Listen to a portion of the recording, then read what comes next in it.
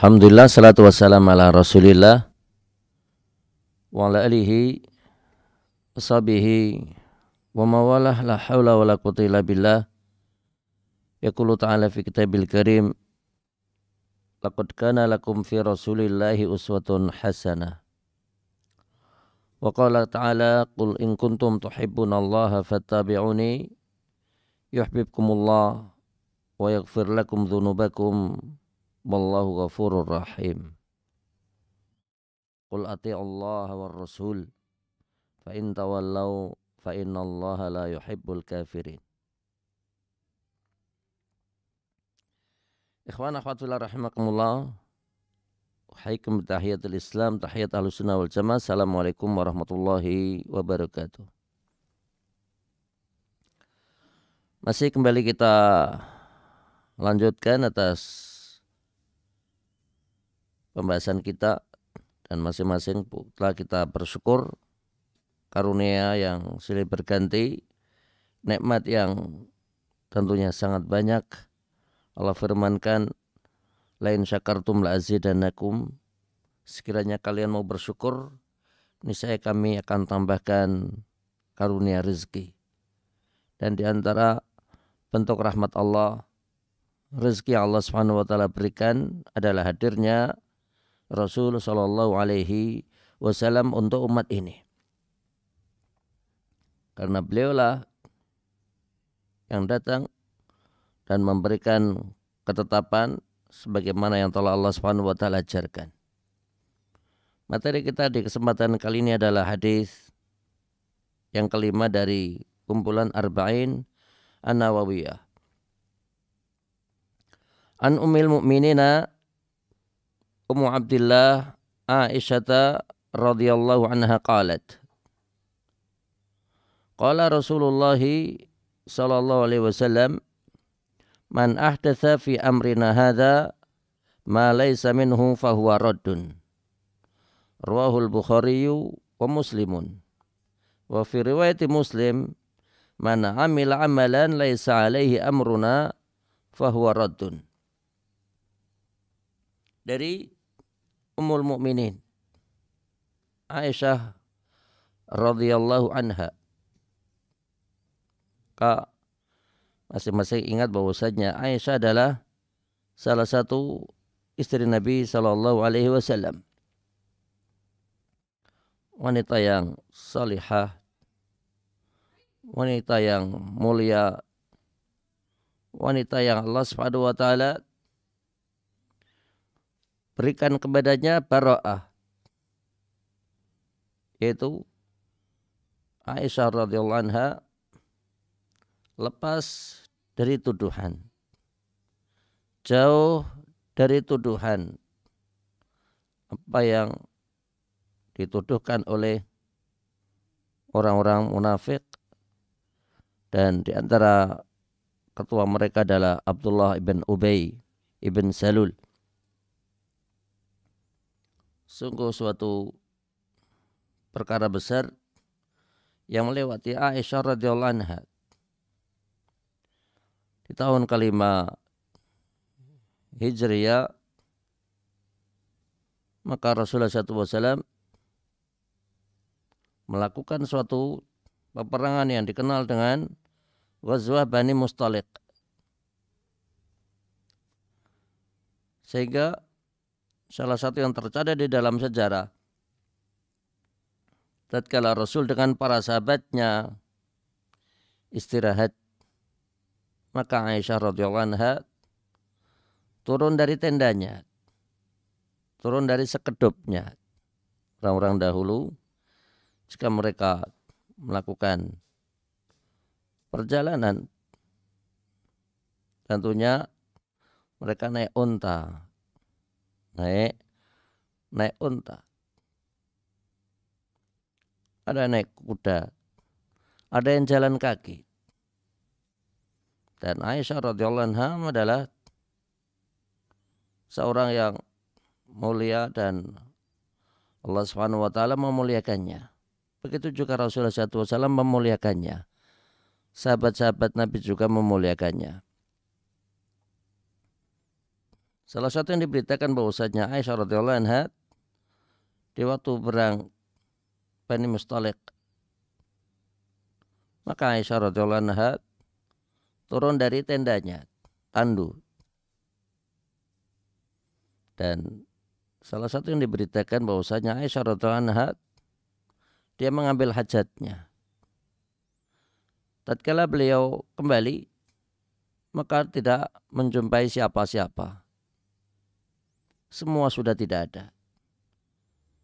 Adapun mereka yang mengangkat Aisyah radhiyallahu anha, mereka tidak terasa kalau yang mereka angkat adalah tanduk kosong.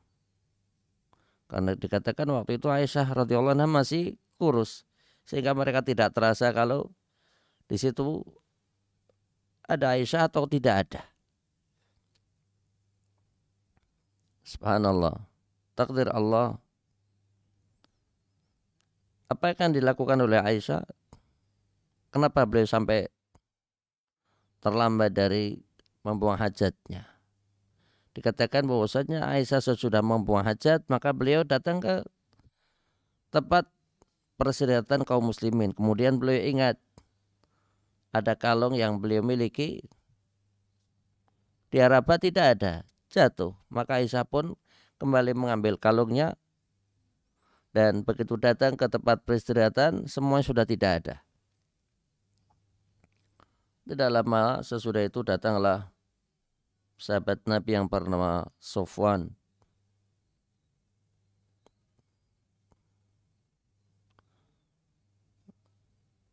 Sofwan ini beliau datang karena mencari unta yang dia miliki. Yang kemudian sesudah itu Aisyah radhiyallahu anha naik unta yang dipegang oleh Sofwan. Tidak terjadi dialog apapun. Kemudian datanglah menyusulah Aisyah dengan Sofwan. Yang kemudian sesudah itu, manakala mereka keduanya ini menjumpai kaum muslimin menyusul, maka disitulah fitnah besar. Tuduhan-tuduhan. Di antara yang memberikan tuduhan adalah orang-orang munafik tentunya. Dan dengan kejadian tersebut membuat masalah. Abu Bakar Siddiq tidak enak dengan Nabi sallallahu alaihi wasallam. Nabi pun juga memiliki perasaan yang tidak nyaman. Luar biasa ujian yang Allah Subhanahu wa taala berikan kepada Aisyah.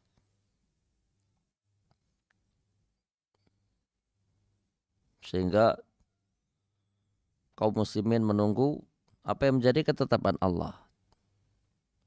Yang kemudian sesudah itu turunlah firman Allah yang memberikan penjelasan bahwasanya Aisyah radhiyallahu anha jauh dari tuduhan dan jauh dari persangkaan buruk yang dituduhkan oleh orang-orang munafik.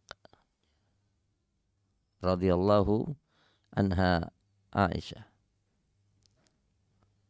Yang kemudian sesudah itu kehidupan kembali normal dan tidak ada masalah. Maka di situ menunjukkan bagaimana Allah Subhanahu wa taala mencintai Aisyah radhiyallahu anha. Sampai-sampai Allah Subhanahu wa taala menurunkan firman-Nya yang memberikan penjelasan bahwasanya Aisyah bersih dari tuduhan dan beliau adalah wanita yang salihah dan perempuan yang suci.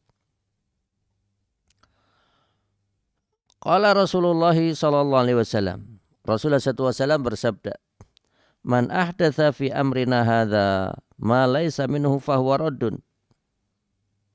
Barang siapa yang melakukan suatu amalan dalam perkara agama ini dan hal tersebut tidak datang dari Rasulullah SAW, maka amalan tersebut adalah tertolak.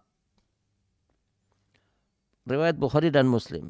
Adapun di dalam riwayat Muslim secara khusus beliau meriwayatkan, "Mana amil amalan laisa alaihi amruna fahuwa raddun. Barang siapa yang mengamalkan suatu amalan dan amalan tersebut tidak datang dari Allah SAW, fahuwa raddun, maka amalan tersebut adalah tertolak. Ikhwana fatullah rahmakumullah. Dengan hadis ini ke masing-masing kita ingat bahwasanya Islam telah memberikan ketentuan. Islam telah memberikan ketetapan hal-hal yang di situ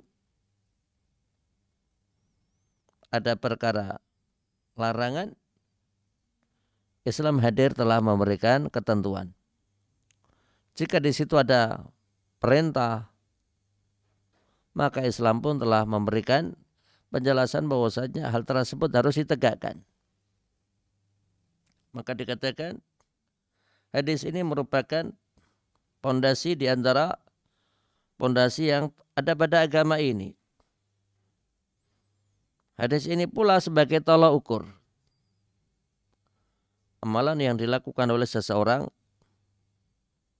tatkala dia beragama, baik berupa keyakinan, baik berupa perbuatan, baik berupa perkataan.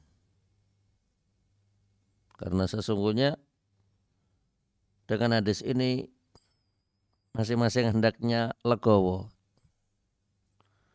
Karena di dalam Islam telah ada ketetapan yang menunjukkan bahwasanya tidak ada inovasi di dalam perkara ibadah.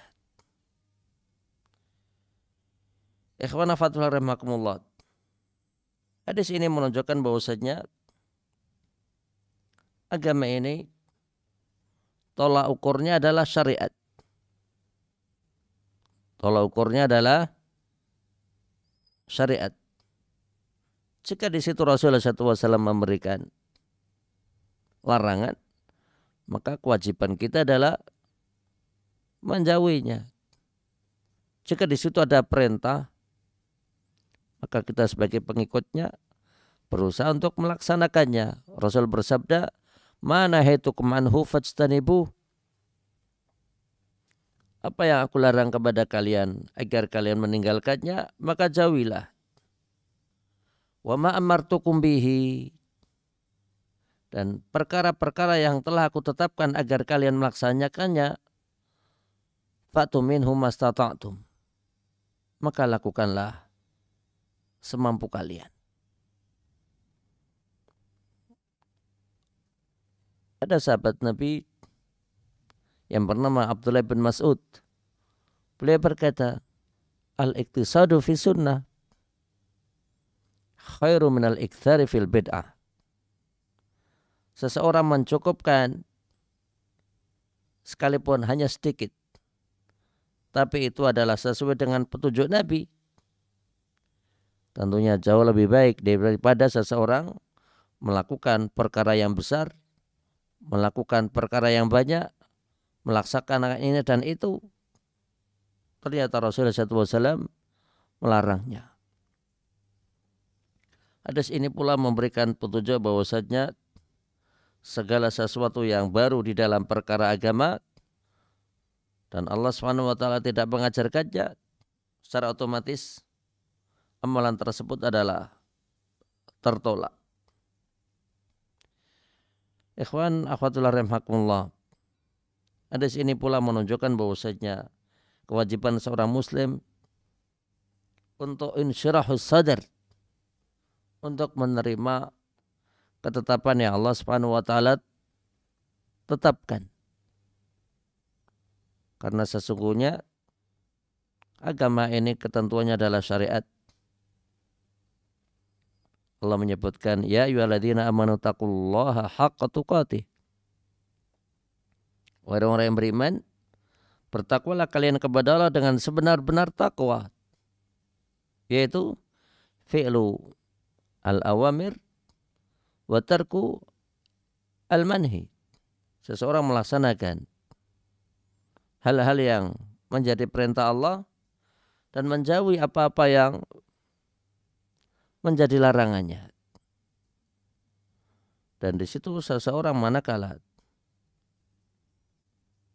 melihat apakah itu takwa, dikatakan an yuta fala yu'sa wa an yushkara fala yukfar wa an yudhkara fala yunsa. Seseorang hendaknya taat kepada Allah dan tidak bermaksiat kepadanya. Ingat Allah dan tidak melupakannya. Bersyukur kepada Allah dan tidak mengkufurinya. Ikhwan wa fillah rahimakumullah, hadis ini pula menunjukkan bahwasanya ilmu di antara ilmu kenabian yang memberikan penjelasan bahwasanya Rasul telah memberikan informasi kepada umat ini bahwasanya di akhir zaman nanti akan terjadi perkara bid'ah. Akan terjadi perkara bid'ah. Perkara sesuatu yang baru di dalam agama. Tentunya manakala kita berbicara bid'ah, perkara-perkara dunia, maka di situ tidak menjadi larangan di dalam agama. Jangan sampai seseorang memahami hadis ini dengan pemahaman yang salah. Di zaman Nabi tidak ada onta, di zaman Nabi tidak ada kendaraan kecuali onta, keledai, bigol, dan kuda.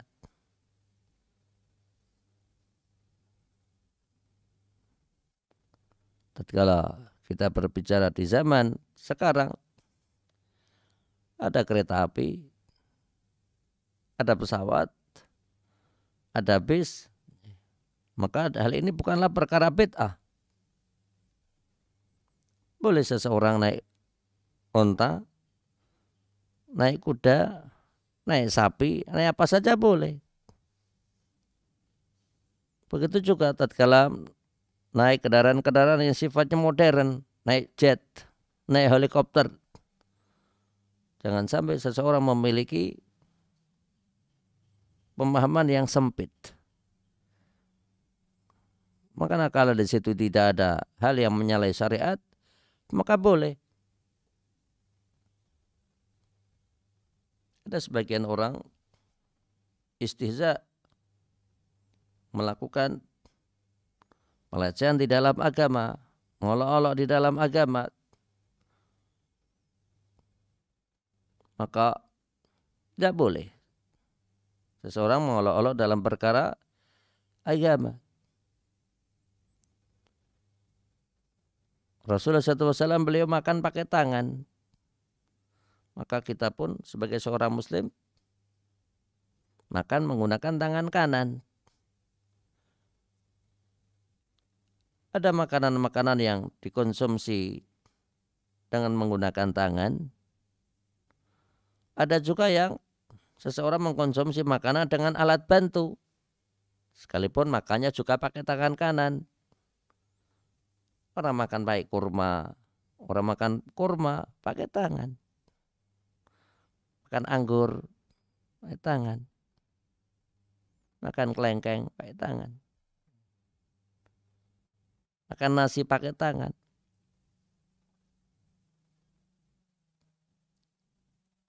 Mana kalau kita makan bubur, ya ada sendok, pakai sendok.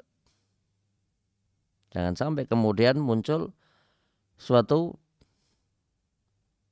penetapan hukum dan sifatnya adalah ngece.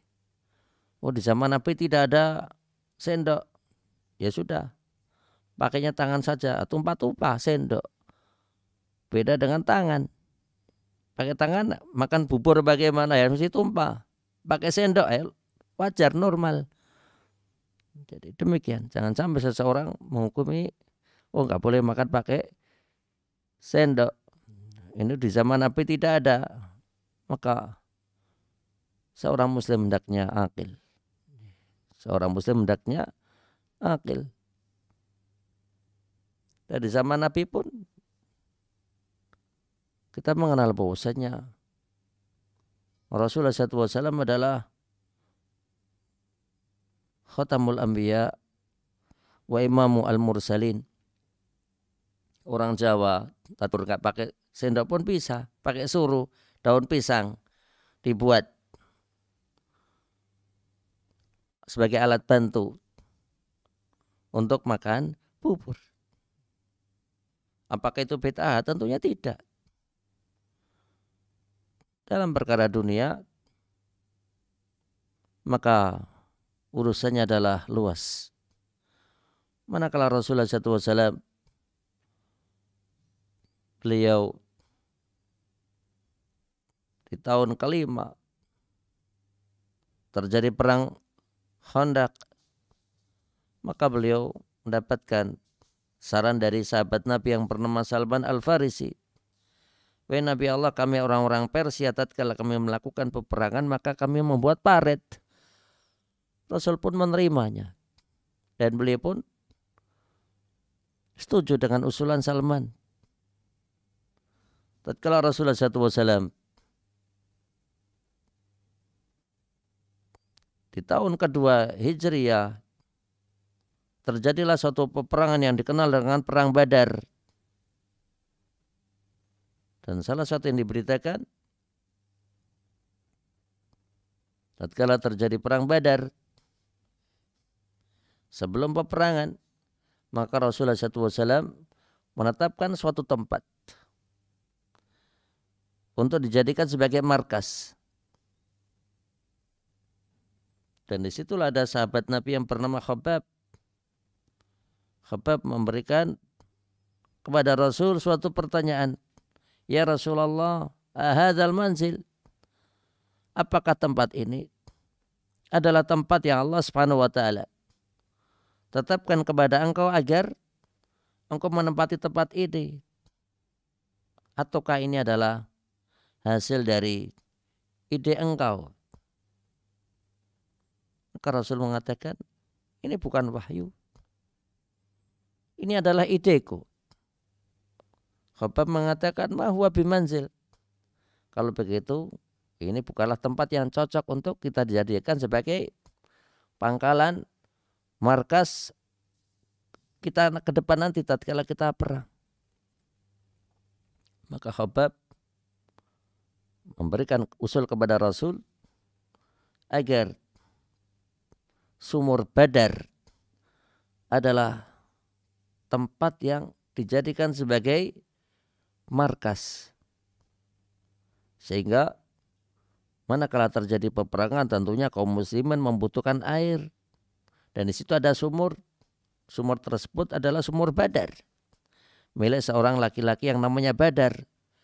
Ataukah dikatakan kenapa dinamakan Perang Badar? Karena sumur itu jika di malam bulan purnama seseorang ngelongok ke atas lihat rembulan, ke bawah juga lihat rembulan,